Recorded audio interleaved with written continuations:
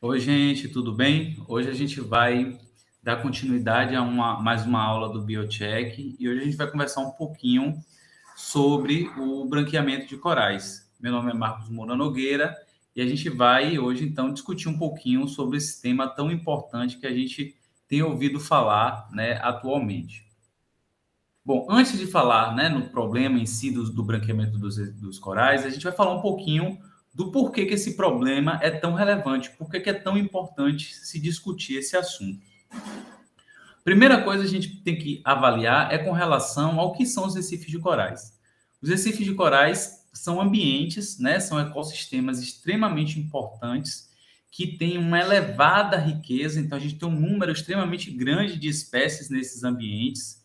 Ele tem uma alta produtividade, então a gente tem a possibilidade de manutenção de uma quantidade muito grande de espécies nessas áreas. E nesses ambientes recifais, né, que são ambientes produzidos pelos corais, a gente vai ter que a importância, né, do ponto de vista de produção para a manutenção da vida nesses ambientes, dentro do que a gente conhece dos ambientes aquáticos, eles estão juntamente com os campos de algas como os ambientes mais produtivos. Né? Então, os recifes de corais, dentro do ambiente marinho, têm essa importância gigantesca do ponto de vista de produtividade. E a gente, então, relaciona diretamente essa alta produtividade, essa alta importância desse ambiente com a possibilidade da manutenção de uma riqueza extremamente grande de espécies nessas áreas nos ambientes marinhos. Os recifes de corais, né, como o nome já está dizendo, são ambientes que são construídos pelos corais. Apesar da gente saber de toda essa importância desses ambientes, a gente sabe também que atualmente eles estão sofrendo diversos impactos e um dos principais impactos que esses recifes estão sofrendo estão relacionados com as mudanças climáticas. E aí a gente já viu em aulas anteriores com o professor Vinícius falando um pouquinho sobre a discussão sobre mudanças climáticas e o aquecimento global. Tá, então a gente já falou um pouquinho que os ambientes de recifes de corais são ambientes de alta produtividade, né? E essa alta produtividade está relacionada diretamente com as espécies de corais, porque além de construírem o ambiente propriamente dito, eles também são responsáveis por disponibilidade de matéria orgânica, né, para as outras espécies ali naquele ambiente.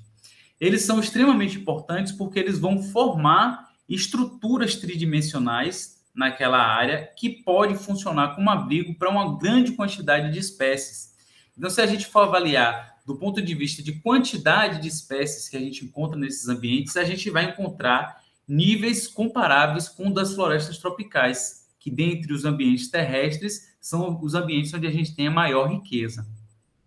Além disso, os recifes de corais são extremamente importantes por atuarem como zonas de proteção das regiões costeiras. Então, eles funcionam como se fosse um escudo para impedir o impacto das ondas que poderiam causar erosão em diversas regiões. Eles têm essa capacidade de funcionar reduzindo, né, a ação dessas ondas, evitando que essas ondas possam vir a se chocar com essas áreas costeiras e gerar um processo de erosão. Além disso, os recifes de corais eles funcionam como uma fonte para a alimentação e também para a geração de renda para milhões de pessoas em todo o mundo, né? As pessoas que vivem nessas regiões costeiras e que utilizam dessas áreas para a pesca. Além de funcionar também como importantes pontos turísticos, né? Então, áreas com recifes de corais são áreas que recebem grande quantidade de visitantes para mergulharem, e, além disso, são de importância fundamental para a indústria da pesca, porque grande parte dos peixes que são utilizados na indústria pesqueira, elas têm parte da vida no ambiente recifal, utilizando esses ambientes como berçários ou muitas vezes como fontes de recursos alimentares. E aí, dentro, né, das mudanças climáticas e dos impactos das mudanças climáticas sobre esses ambientes, a gente pode direcionar um dos pontos principais, que é com relação ao aumento e à acumulação de gases de efeito estufa, né, principalmente o gás carbônico e o gás metano. São dois gases que têm comprometido muito a saúde dos ambientes recifais e causado efeitos, né, que têm trazido impactos muito importantes. Primeiro desses efeitos está relacionado com o aumento da temperatura da água. A gente vai ver um pouquinho daqui a pouco por que isso é importante. Além disso, a gente vai ter alteração na solubilidade do carbonato de cálcio, que compromete a formação dos esqueletos dos corais, né, que é um esqueleto que é formado por carbonato de cálcio, e essa alteração, então, compromete a formação do esqueleto dos corais. Alteração de grande escala nas trocas entre a atmosfera e os oceanos dos gases, né, para manutenção do equilíbrio, assim como também as mudanças no nível do mar. Essas mudanças no nível do mar são extremamente importantes, porque maior parte das espécies que formam os recifes de corais são espécies que dependem da luminosidade, da luz solar, e a gente vai entender um pouquinho daqui a pouco por que essas espécies dependem. Então, com o aumento do nível do mar, a gente reduz a possibilidade de luz que chega nesses ambientes para fornecer a energia necessária para essas espécies. Daqui a pouquinho a gente vai entender o porquê que a luz do sol é importante para os corais. Além dessas ameaças, a gente vai falar um pouquinho também sobre outros problemas que os recifes estão sofrendo, né? Então, a gente vai falar sobre eutrofização, desenvolvimento costeiro, sedimentação, sobrepesca e acidificação dos oceanos em decorrência do acúmulo de gás carbônico. Então, vamos lá. O branqueamento de coral, o nome branqueamento de coral, ele se dá porque o tecido do coral, ele é um tecido transparente. O esqueleto do coral, como eu falei antes, ele é de carbonato de cálcio. O carbonato de cálcio, ele tem uma coloração esbranquiçada. Então, o que é que faz com que os corais apresentem algum tipo, algum padrão de cor? É a presença de uma associação, de uma simbiose que existe entre os corais e um grupo de algas que são chamados de sibiodino. Essas algas, elas são hóspedes dos corais. Elas vivem entre os tecidos dos corais, e aí essa relação é uma relação de simbiose porque existe uma relação de benefício mútuo entre essas espécies. As algas vão se beneficiar porque elas têm a proteção de viver ali entre os tecidos do coral, e além disso elas se utilizam de diversos nutrientes que os corais podem disponibilizar para elas. Em contrapartida, os corais vão ter a possibilidade de ter a sua nutrição, a grande maior parte da sua nutrição, garantido pela produção de carboidratos que essas algas vão realizar através da fotossíntese. Então, todo aquele processo que a gente já discutiu, né, que vocês já discutiram lá nas aulas de biologia sobre como funciona a fotossíntese, o produto final, né, mais importante da fotossíntese é a glicose. Essa glicose que as algas produzem para a sobrevivência delas, elas produzem em quantidade suficiente também para disponibilizar para os corais e garantir a nutrição desses organismos. E essa relação é uma relação tão forte que, na grande maior parte das vezes, com muito pouco tempo de perda dessas algas, o coral ele vai morrer, porque a captura, né, a predação, a captura de presas pelo coral, apesar dela ser desistida, a gente reconhecer, ela não é suficiente para a manutenção da vida desses organismos. Aí aqui a gente está vendo na imagem parte do tecido de uma colônia que está bem novinha, né? Então a gente está vendo o pólipo aqui. A maior parte desse pólipo a gente vê com a coloração realmente transparente, e esses pontinhos marrons que a gente está encontrando aqui na imagem são exatamente essas algas que estão começando a ocupar os tecidos desse coral. Quando ela está no tecido no coral, aqui a gente consegue ver na imagem da direita, essas algas elas têm um formato esférico, né? E a gente pode encontrar essas algas também apresentando um flagelo, que funciona como se fosse, né, um remo para auxiliar essas algas a nadar. Só que esse flagelo ele só vai estar presente quando as algas vão estar fora dos tecidos do coral, quando elas estão na coluna d'água. À medida que ela entra no coral, ela vai perder esse flagelo. Aqui a gente está vendo uma imagem exatamente de um evento de branqueamento. Então, aqui a gente tem, né, todo um amontoado, né, de corais do gênero Acrópora, uma espécie de coral que a gente não encontra aqui, mas essa imagem é bem característica, que ela mostra exatamente uma parte dessa região que foi totalmente branqueada em comparação com a mesma espécie que está aqui do lado, que ainda não passou por esse processo de branqueamento. Então, a gente vê exatamente esse contraste, né, entre o padrão de coloração da espécie natural, que é esse padrão um pouco próximo, né, do marrom, meio amarelado, e o padrão de quando o coral sofreu o branqueamento. Então, como é que esse processo vai acontecer? Quando o coral está saudável, quando ele não tem problema nenhum, a gente vai encontrar as zooxantelas, né? O simbiodino, que é o gênero das zooxantelas, distribuídos, né, nos tecidos do coral. Quando acontece algum evento estressante, essas algas elas vão sair dos tecidos do coral. Existe uma grande discussão se elas saem ou se existe um estímulo do próprio coral para expulsar as algas, mas, em resumo, essas algas elas vão deixar os tecidos do coral e aí a gente vai ter, então, agora o tecido do coral totalmente exposto, como ele é transparente, a gente enxerga essa coloração esbranquiçada, que é a coloração do esqueleto de carbonato de cálcio desses corais. À medida que o tempo passa, se não existir um processo de recolonização, se não existir a possibilidade dessas algas voltarem a ocupar os tecidos do coral, a tendência do coral é morrer.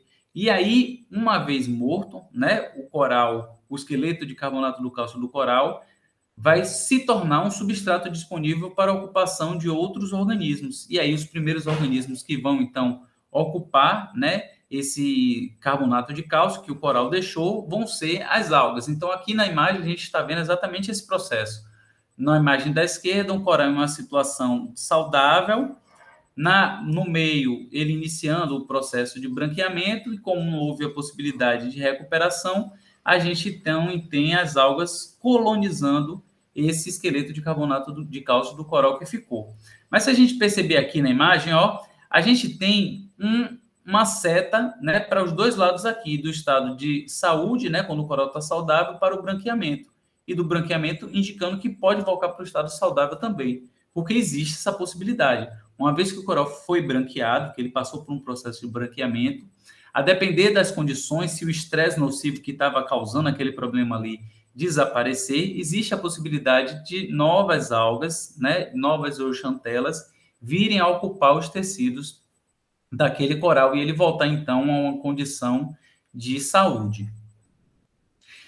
Então, uma das coisas, né, um dos principais fatores que estão relacionados com esse processo de branqueamento dos corais é o aumento da temperatura. São os problemas climáticos que a gente está sofrendo.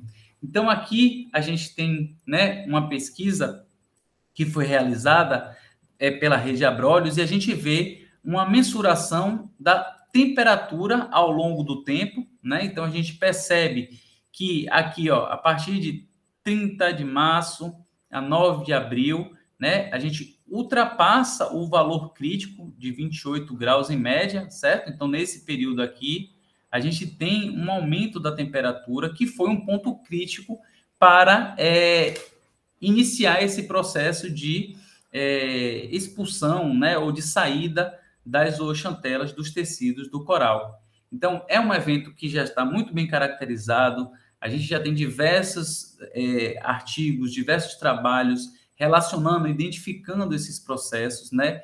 E a temperatura realmente é um dos principais fatores que estão relacionados em induzir esse processo de branqueamento. É óbvio que esse valor não é um valor fixo, né? Ele vai variar muito da área, da região na qual a espécie está vivendo, depende das condições de cada uma das espécies, mas aqui, né, no caso de exemplos aqui do Brasil, a gente tem esse valor aproximadamente de 28 graus Celsius relacionado com a indução desse processo de branqueamento. Além disso, a gente tem a possibilidade de redução de temperatura também causar branqueamento. Então, quando isso acontece, né, quando é que pode acontecer a redução de temperatura? São eventos mais pontuais, como, por exemplo, se acontece uma tempestade muito forte em uma determinada região, né, onde a gente tem um recife de coral ali, a entrada de uma quantidade muito grande de água, né, dessa tempestade, pode produzir uma redução da temperatura, assim como também uma redução da salinidade. E esse evento, né, de uma tempestade, por exemplo, pode causar, então, alterações nas condições ambientais e levar aquele grupo de espécies ali a sofrer um processo de branqueamento. Mas esse é um evento mais pontual. Em contraste, o aquecimento, né, o aumento da temperatura é um evento que a gente conhece, a gente sabe que é um evento que está acontecendo em escala global e está afetando as diversas espécies em todas as partes do mundo. Além disso, a gente tem também o escoamento, né? Então, se tiver uma entrada de água continental inesperada numa região onde a gente tem um recife, pode também acontecer esse mesmo impacto pontual que as tempestades podem causar. Um outro problema também relacionado com o escoamento continental, além dessa alteração das condições da água, né, de temperatura e salinidade, é a entrada de sedimento vindo do continente.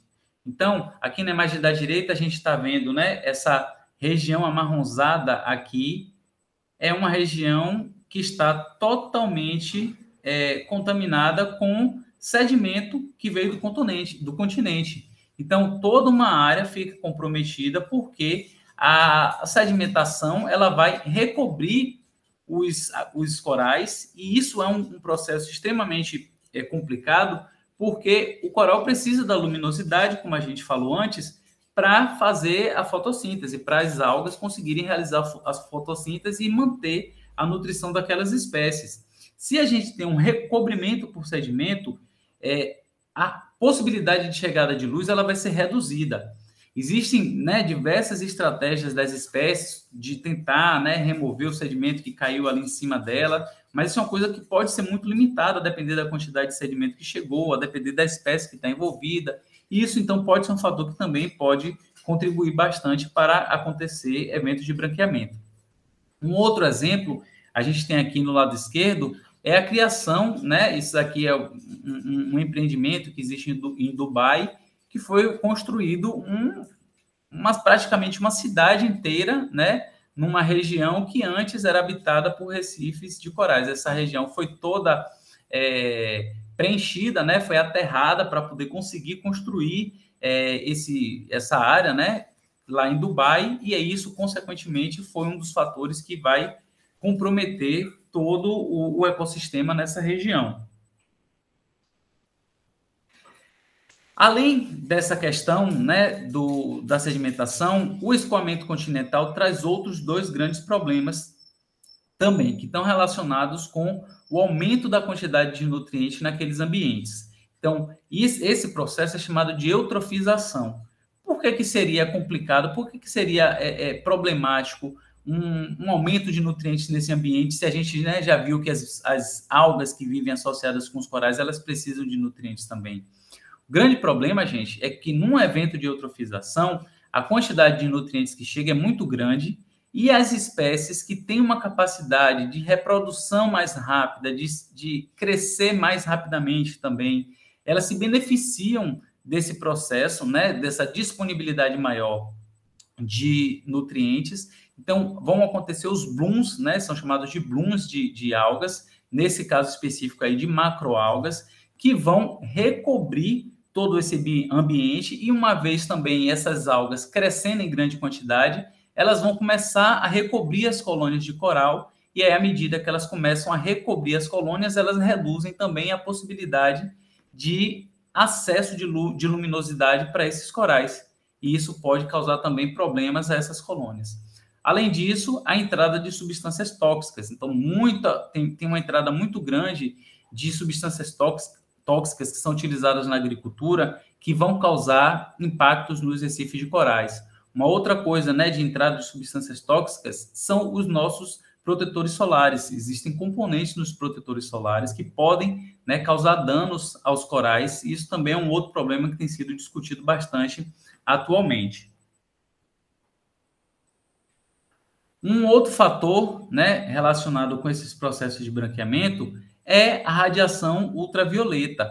Por que a radiação ultravioleta seria um problema? A gente tem, né, diversos problemas relacionados com o aumento da camada de ozônio, do buraco da camada de ozônio, né, que tem permitido uma entrada maior dessa radiação, né? A camada de ozônio tem essa função de proteção, né? Funcionar como se fosse um filtro para barrar grande parte dessa radiação, né? Mas com todos os problemas que a gente tem relacionados atualmente, a gente tem, né, uma entrada maior de radiação, e essa radiação vai gerar o que são chamadas de espécies reativas de oxigênio, que não é nada mais, nada menos do que a gente ouve falar constantemente, que são os radicais livres.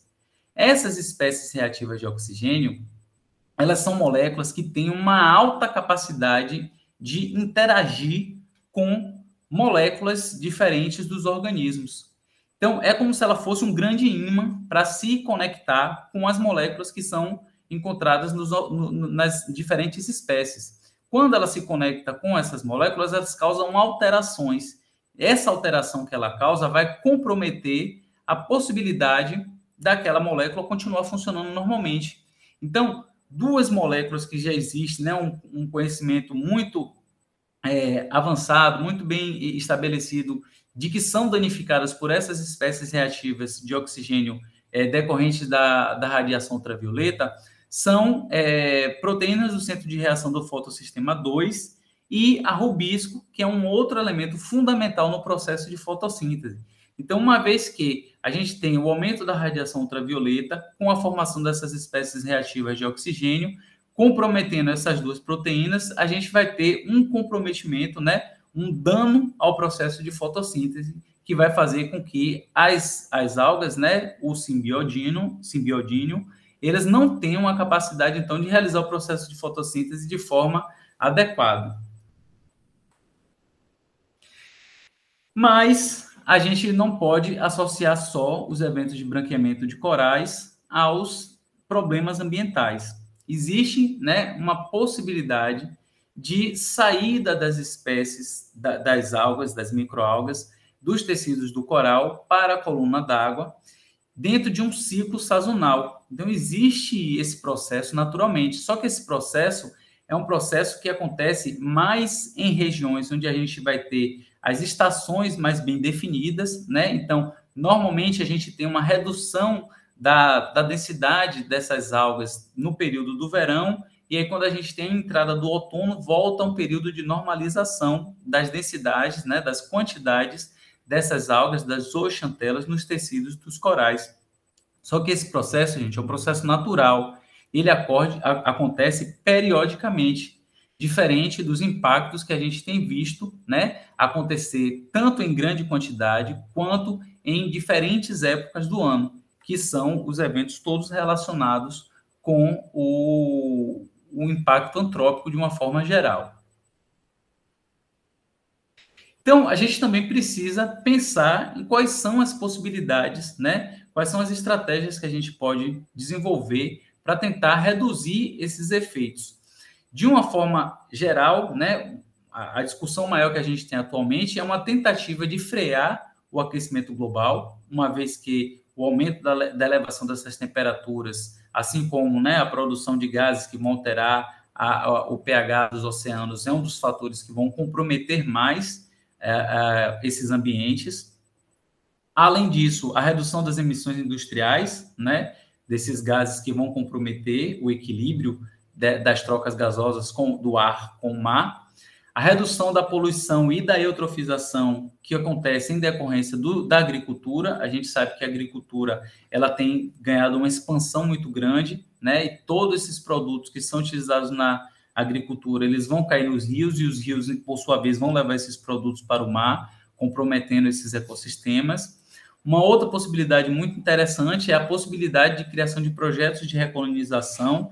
Então, existem diferentes grupos, né, inclusive aqui no Brasil, que já iniciaram esses processos de fragmentação de colônias e a implantação de colônias, né, em áreas que sofreram algum tipo de impacto. Isso é uma estratégia muito interessante, apesar de que, no caso das espécies aqui no Brasil, a gente não consegue fazer isso com todas as espécies, né, um pouco mais delicado do que acontece em outras áreas, mas isso é por causa de características específicas das espécies que a gente tem aqui, e a criação de áreas de proteção ambiental, né, para evitar outros tipos de impacto que essas áreas possam vir a sofrer. Aqui são algumas referências, né, que eu utilizei para trazer para vocês para a discussão desse tema. O meu contato, caso alguém queira tirar alguma dúvida, fazer alguma sugestão, estou à disposição, certo? Obrigado, gente, e até a próxima.